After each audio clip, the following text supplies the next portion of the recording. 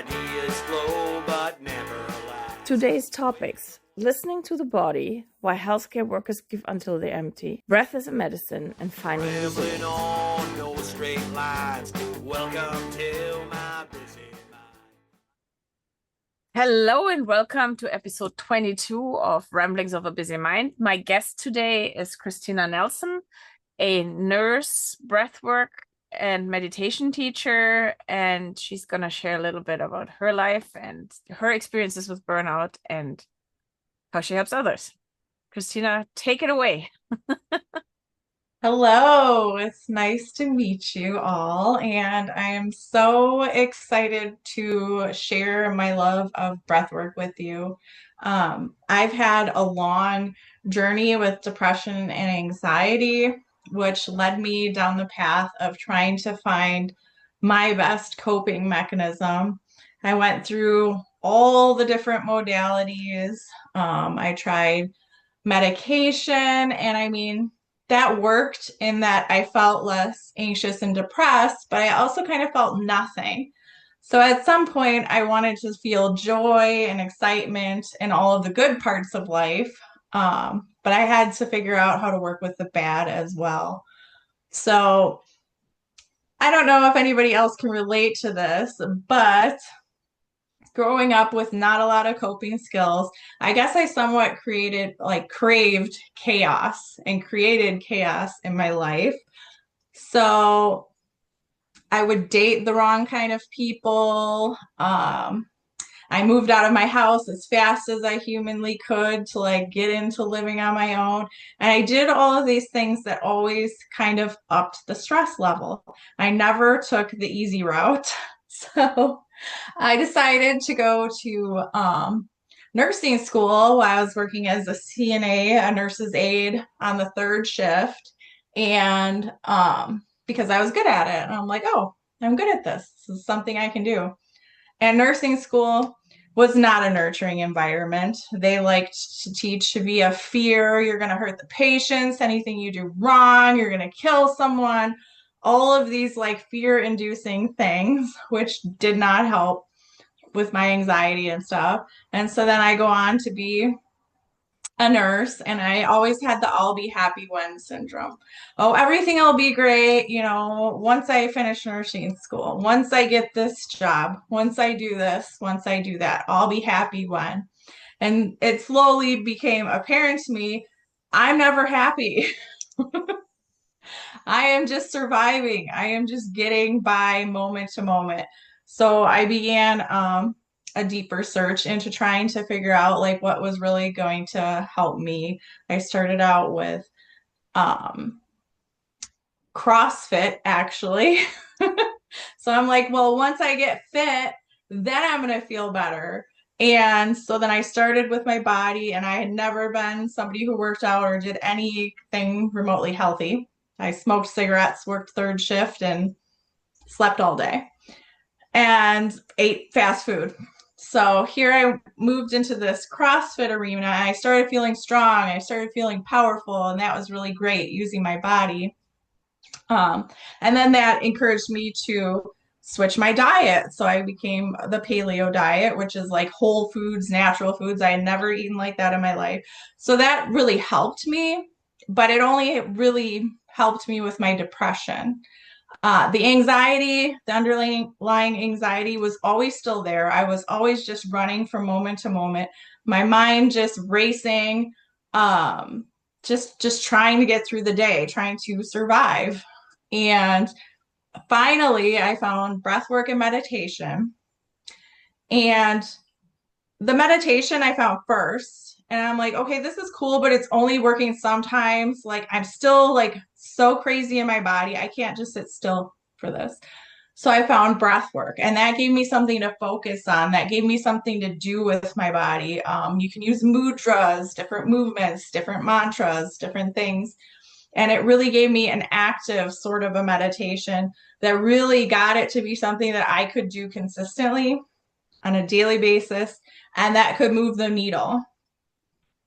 And so that is what really transformed my life to the point where now I want to teach other people.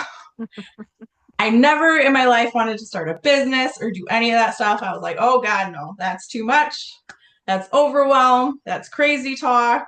That's so many responsibilities, so many jobs. But now I've expanded to the point where I'm like, yeah, I could really do this. And that was all via breath work. Well, it ties back into the first step that we should learn is to pay attention to our breath, to actually be aware is, do we breathe? Don't we breathe? In the situation that we're in, is it cutting our breath off? Like all of those are pointers that you're in a situation where you're not comfortable, where you're not happy, and where you might be in danger or just not very resonating with everything that's around you. Right. And burnout brain or stress brain or overwhelmed brain will say, oh, don't ignore it. It's just your body. It's fine. You just go ahead and just go through it. But if you really pay attention to your body is actually screaming for attention and saying, hey, listen, I'll cut your oxygen off. So you listen to me, and you don't listen. You still keep going. No wonder you're in fight or flight. For sure.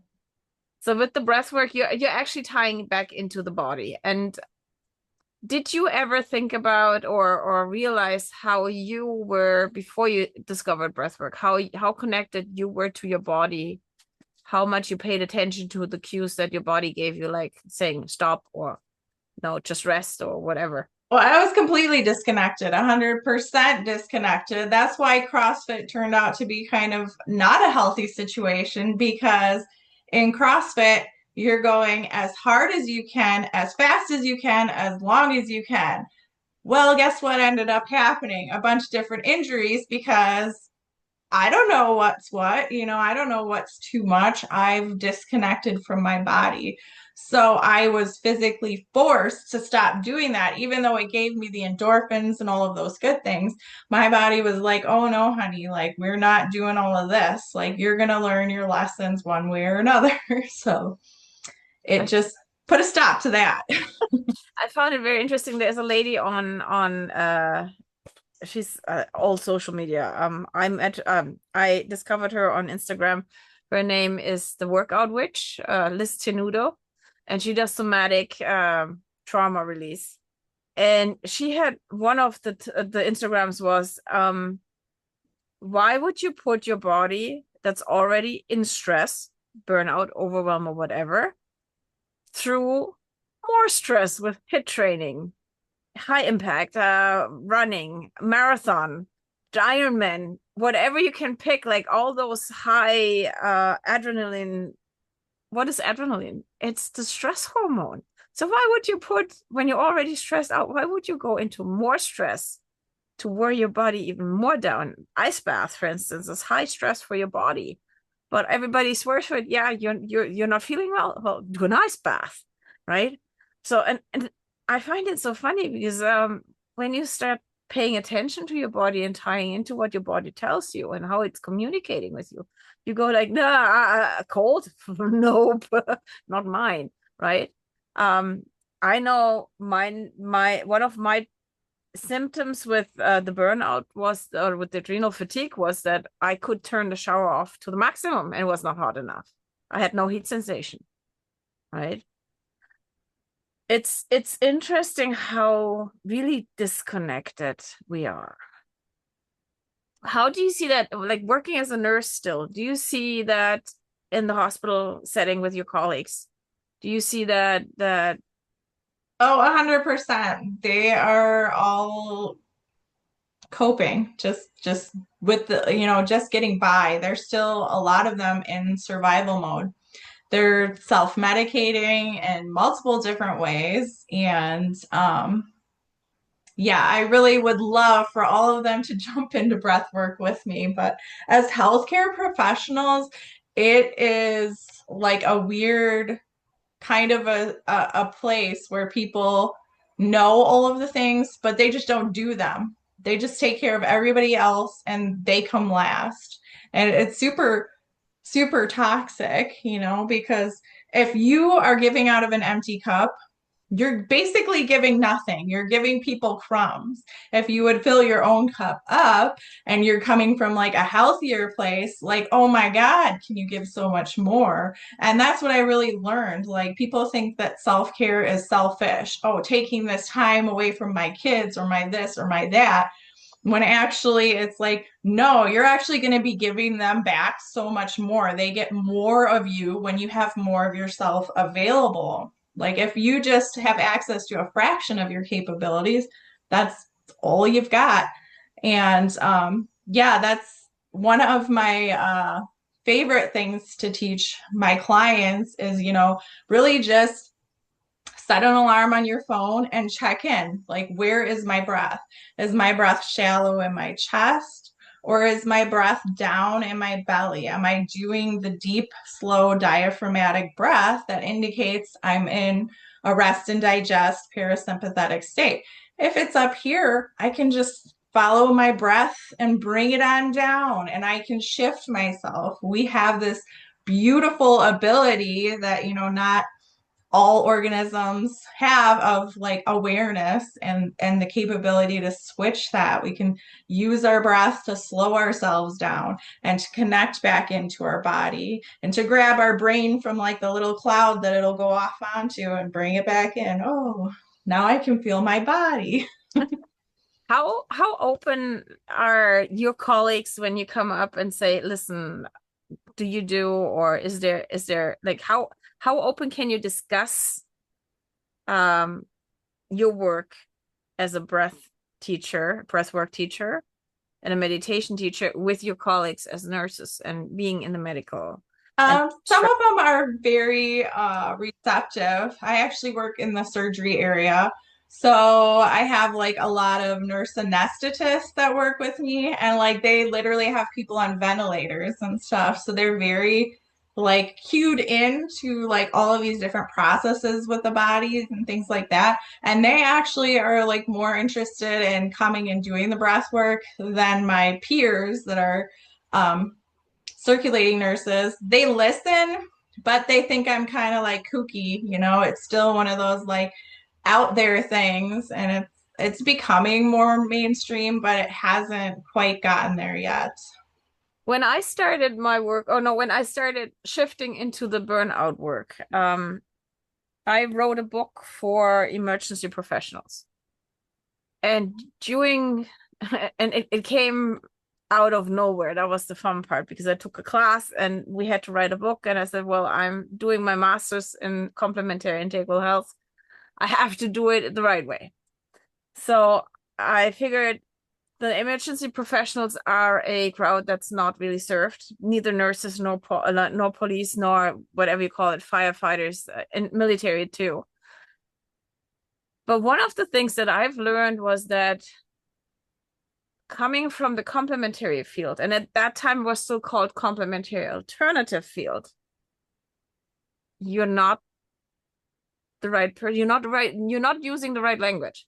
That was the main part. You're not using the right language to be taken as an equal or somebody who has something to offer. So I switched my language, and I being so much out of the burnout, being so much a brain person, or having been a brain person for so long, and having a father who was a veterinarian. My mom was a sales rep for pharmaceuticals. So I know the modern field too. I was able to bring it down to language terms that they could understand, like memory in the cell, muscle memory, the body remembers. That's why you're going back into stress.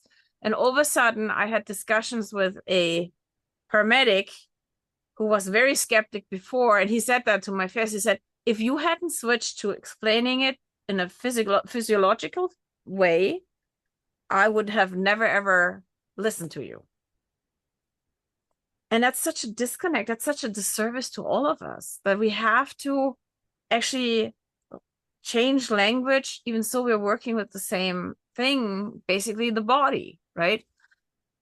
The mind, the emotion, that all are connected is not disputed. But if you're a nurse or I am an energy healer, all of a sudden there's this big divide that is not being breached by most people. And if we could find the common language, all of a sudden it becomes simple and everybody can accept it, right? It was interesting to see that. But basically all I do is, and that's what I learned during that time, is I try to reconnect you with your body. So I do guided imagery, I do sound work, but all ties into getting you back into your body while you're living through something or while you're talking through something. So you're not disconnected anymore. And I find that that was my learning curve with my body. The more I became connected to my body, the less harder I felt. Do I fall back in burnout? Yes, once in a while. Happens. I see it as a test of my resilience. How far have I come? How much do I have to do still? But at the most part, I can get out of those bouts fairly fast. While before it was like not getting out of it for years, all just neglecting my body and neglecting all the signs. Right. And nobody was talking about breath work when I was at my worst or sonosomatic work. That's what I do. No, it's interesting. Do you do would like management in the hospital, would you ever approach them and say, listen, this is what I can offer? Do you think that could be placed, that it's there for the nurses or doctor For staff? the wellness month, I was able to do some free classes. But they have people that do like different like fitness classes or whatever on a regular basis, so they haven't added it to their schedule. But would But they be yeah, it's open? definitely a beneficial area for sure. I've had talks with business owners and like members of the board or whatever, just about bringing sound into an office, right? For a team meeting or whatever, but nobody realizes when you do that on a regular basis, all your staff will be so much more happier. It will be less sick. The fallout rate will be less, and all of a sudden, and still is there such a stigma on bringing other things in instead of paying high medical bills and whatever for medication and treatments that not fit by itself. But if you have an integral plan there where you combine complementary and and traditional or modern medicine, then all of a sudden you have the best of all worlds, and you can do so much more for so much less, right? For sure. I am going to get my holistic nursing certification. And it's super exciting because you can bring so many things in. And then, like even with the pre-surgical anxiety, like allow the patient to actually need less medication and have less, hangover after the surgery and all of these wonderful things. And just your body heals better when you're able to relax more. When you're going into something bracing and expecting the worst, like sometimes we call in bad things, like just with our energy. So If being able to help them shift is you priceless. So I'm super excited to get that if certification. if you flood the body from the beginning with adrenaline and cortisol and have the muscles tight, and how should healing happen in that state, right? For sure. It's a very modern medicine, and the way the hospital is set up, from the lighting even to the food to the smell, like we take away your clothes, you're cold, like yeah, there's just so many things that like set you up to have the worst outcome. So, if we can mitigate that and set you up to feel cared for and comfortable, then that is definitely what we should do. If you have your holistic nursing certificate in the hospital setting, how much leeway do you have then? What can you do with that certificate? It just depends mostly on my personal manager, and also if we end up having like a committee or something like that, having people in holistic nursing can help make directives that can go out to like the larger whole. So like we could use something like shared governance. There is like certain committees and movements to help have more control in the hospital for the nurses, just because it's very important for our voices to be heard. We're the ones that are with the patients, observing them, calling the doctors and telling them what's going on. So we are those patients' lifeline.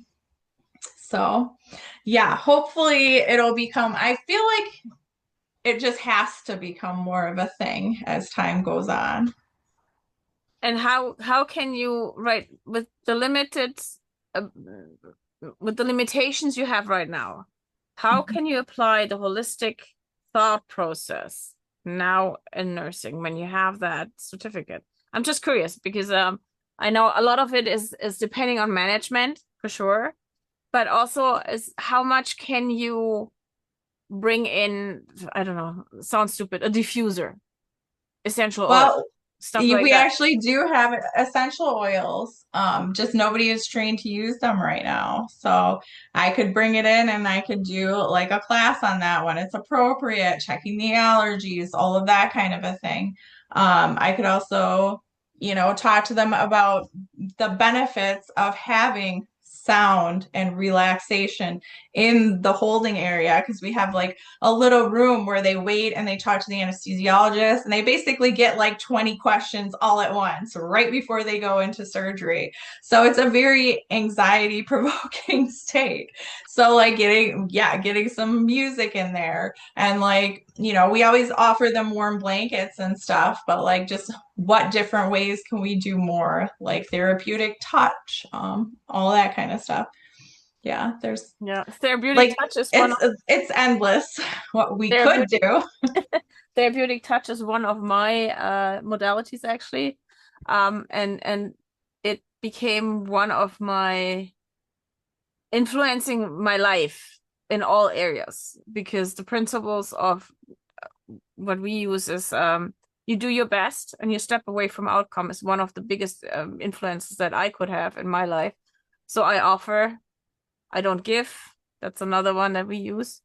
And then I step away because it's not mine to force somebody to something, right?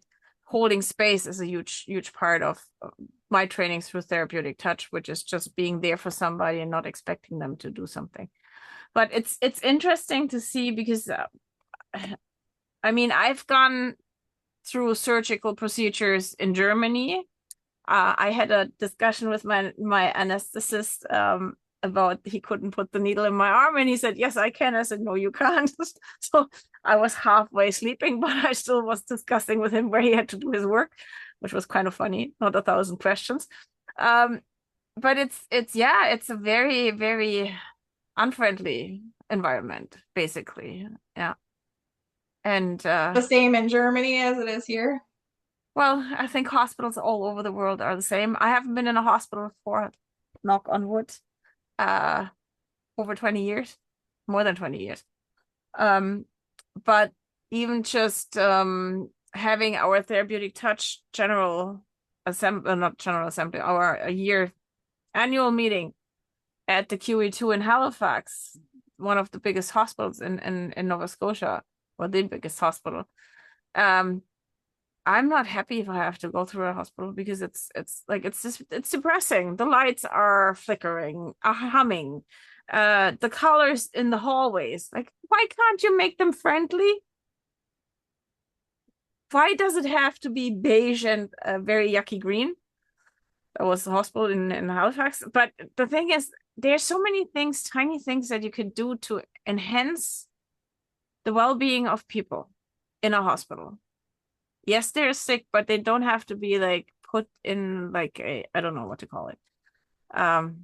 It can be open and friendly, and if you don't have the windows, then at least put nice paintings and put a nicer color or change the lighting color so it's not that whatever blue, more Yeah, it's reddish stuff like blue that. lights for sure. Blue lights everywhere. Tiny things, tiny things. Sound is a huge part of our life. If you have humming the whole time, then at least play some light music. I have friends who play One plays the harp in a neonatal station, so intuitively, and does healing work there. There has been done work in Austria in the ICU with singing bowls through some of my colleagues. And that's been 20 years in the making. So why don't we get any further?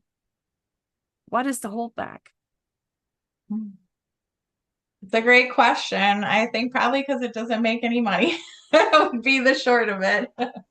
You know, I'm not sure if it wouldn't make any money, but it for sure would make for happier clients and patients than it does right now. And It really would. happier staff, because if you have like if your clients patients are in a better mood, it's better for you guys. Oh yeah, if the therapy dog comes, we're all swarming, leaving the OR. Goodbye. We need to go touch the doggy. It's hilarious. I Yeah. think the staff get more from the therapy dog than the patients. Well, nobody takes care of you guys. That's the part. What is the next step if you say holistic nursing? Is there any other modalities in your life that you would like to see, would like to take and practice, or is there? I'd like to teach all of them. But right now, like in my membership, I'm mostly focusing on the breath work and meditation because I'm certified in those. And when the whole holistic nursing comes in, I want to branch out further. There's like the sky is the limit. There's so many things I could do. Acupuncture really interests me. Like the nutrition therapy, holistic, because obviously what we feed our body is what we get out of it. If we're feeding our body junk, like our cells don't have the building blocks to function. So that's a huge thing. Yeah, and just I've been looking at like yin yoga because I love slow yoga where you just hold yourself in positions and really relax. Like that restorative yoga is just like it's my favorite. It's Just funny. lay me on a pillow and leave me there. When I was taking my Ayurvedic classes, which were the first healing classes that I took, we had to do yoga. I didn't like it because I was burnout brain. I was running 5,000 miles a minute. Hold a pose? No way. Oh no, I can feel my body. No, don't. That's not mine. So yeah, You probably like it now. I might, and I do some poses by myself at home, especially for the lower back and so on. So it's and I like holding the pose these days. Yes, I don't have to run away, and I actually listen to the pain. So if sometimes when I have any session done, and reflexology is one of them, if I have reflexology done, there might be a pain flare up when I'm touched, and I literally go in my head and say, okay, I hear you, I acknowledge you, so I get it. It's not ever about the knowledge why exactly, but it's just acknowledging that my body's talking to you and that I'm listening. And then next time you touch that area and the pain is gone. It's so easy, right? Or pain flare-ups get lesser by acknowledging where they are and breathing into them. Breath work again, right? For sure. Yeah. No, the things are so easy. It can be so easy. So if anybody, do you have a tip for somebody who's in burnout? Let's say it this way. Somebody who has the running brain that's rambling and cannot stop. What would you do? I would have them start with an active breath work. So something with like a mudra, maybe you're moving your hands while you breathe.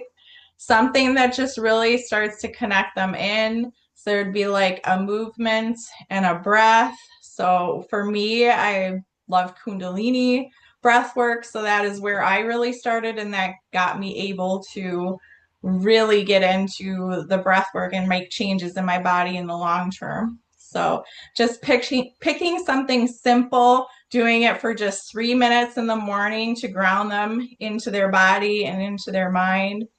That would be a great place to start. And also just checking in, just seeing like, where is my breath? Is it in my chest or is it in my belly? That's a quick and easy way to shift really fast. And then also before you eat.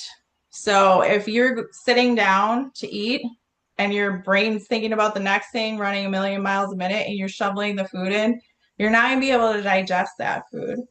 So just slowing down and looking at your food, smelling your food, and taking 3 deep breaths into your belly is going to get you in a more receptive state to actually start digesting the nutrients and move into a rest and digest state, just at least for that meal, so that you can start having your body feel a little better. Yeah, the 3 breath is interesting because when I do therapeutic touch or other exercises with my clients, I have them usually breathe into their belly and focus the breath out of their feet to get the energy flowing. And usually latest, like for most, it's when they're used to it, it's the first or second breath already where the shoulders drop. But everybody at the 3rd breath, the shoulders drop. Mm-hmm. It's like that fast, that instant, and you don't need more because with the 3rd breath, you're already within yourself again. For sure. Yeah. Yes, so we're gonna post your information. If anybody's interested in breathwork and resonates with you, they can reach out to you. As usually, the information will be in the description for the video. And I hope somebody finds you through us or finds breathwork through us, because that's what Ramblings of a Busy Mind is for, that people can hear about things that help others, and that there's more out there than just pills or depression or sitting in your house and not being your best and not being happy. For sure. Everybody deserves to find their happiness and what expands them. You know, we didn't come to this earth to live in some small little box and just get by day to day like that. For me, I just can't believe that that is the point. For me, I think that, you know, we all have missions, and to be able to complete them, we have to feel our best. So get out there and experiment. If breathwork's not for you or meditation's not for you, something else will be. So definitely keep looking and find it. Yeah, there's definitely not one for all. There's multiple possibilities and opportunities waiting for us. We just have to be aware. That's the point. So thank you so much, and I wish you all the best for the holistic nursing, and maybe we see us next year and see what you're doing then. Awesome. Thank you so much. Fast ideas flow but never last. Waves of wonder, thoughts untamed. Nothing ever stays the same. Rambling on, no straight lines. Welcome to my busy mind. Ideas fade, all the shine. Oh, welcome to my busy mind.